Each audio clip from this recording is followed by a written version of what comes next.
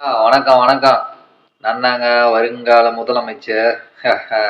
ஏங்க நாம அரசியலுக்கு வராம, அதிகாரத்துக்கு வராம உங்கள சாதி, மதம், இனம், மொழி, உயர்ந்தவன், தாழ்ந்தவன் அது மட்டும் கிடையாதுங்க. இந்த தற்குறித்தனம் மட்டும் கிடையாது. ஒரு மனுஷன் இன்னொரு மனுஷங்கிட்ட போய் வேலை செஞ்சா தான்டா உயிர் வாழ முடியும். இன்னொரு மனுஷங்கிட்ட வேலை செஞ்சு தான்டா உயிர் வாழணும். எப்படி?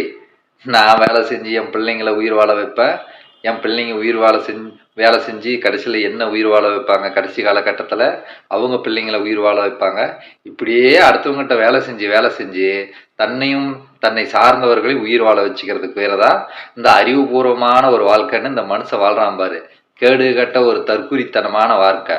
இன்னொரு மனுஷனுக்கு சேவை செஞ்சு பணிவிடை செஞ்சு பணி செஞ்சு வாழக்கூடிய ஒரு வாழ்க்கை. இந்த உலகத்துல 84 லட்சம் ஜீவராசிகள் இருக்காங்க. இப்படி ஒரு மடத்தனமான ஒரு வாழ்க்கைய எந்த ஒரு உயிரினமும் வாழ்றதில்ல. இதெல்லாம் மாற்ற ஒரு அறிவார்ந்த ஒரு அரசியல் தலைவர் கிடையாது.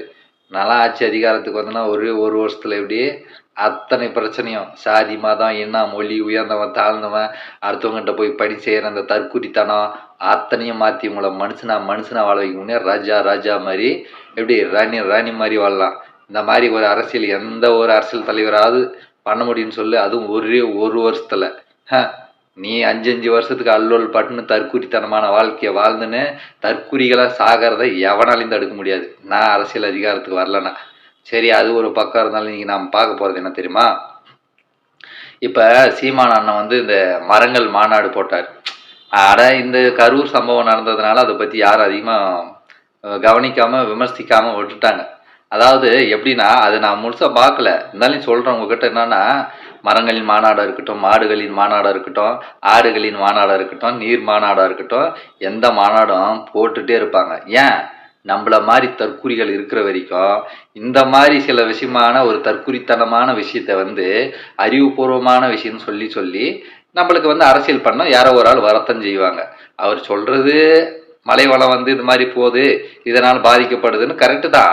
ஆனால் இப்படியெல்லாம் ஒரு ஆள் பேசுகிற அளவுக்கு காரணம் யாரு? நாம தற்குறிகளா இருக்கிறது தான். என்ன டேய், முதல்ல நீ யாருன்னு உணர்றா? நீ யாரா? நீ ஒரு அணு, விந்துவா வந்த அணு தான்டா நீ. அந்த விந்துவா வந்த அணு எப்படி வந்துச்சு தெரியுமாடா? ஒப்ப சாப்பிட்ட சாப்பாடுலேருந்து அணுவிலேருந்து வந்தது உருவானது தான். அதே மாதிரி அந்த சாப்பாடு எப்படி இருந்து வந்துச்சு தெரியுமாடா? செடி கொடியிலேருந்து வந்துச்சு. செடி கொடிக்கு அந்த அணு எப்படிடா வந்துச்சு தெரியுமாடா? மண்ணிலிருந்து அந்த வேறு வழியாக வந்துச்சு.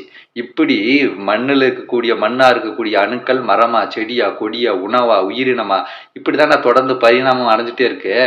மரம் வேற நாம் வேற கிடையாதுடா, மற்ற உயிர்கள் வேற நாம் வேற கிடையாதுடா. அந்த நிலையை கடந்து தாண்டா நம்ம மனுஷனை வண்ணுக்கிறேங்க. புரிஞ்சுக்கங்கடா தற்குறிகளா.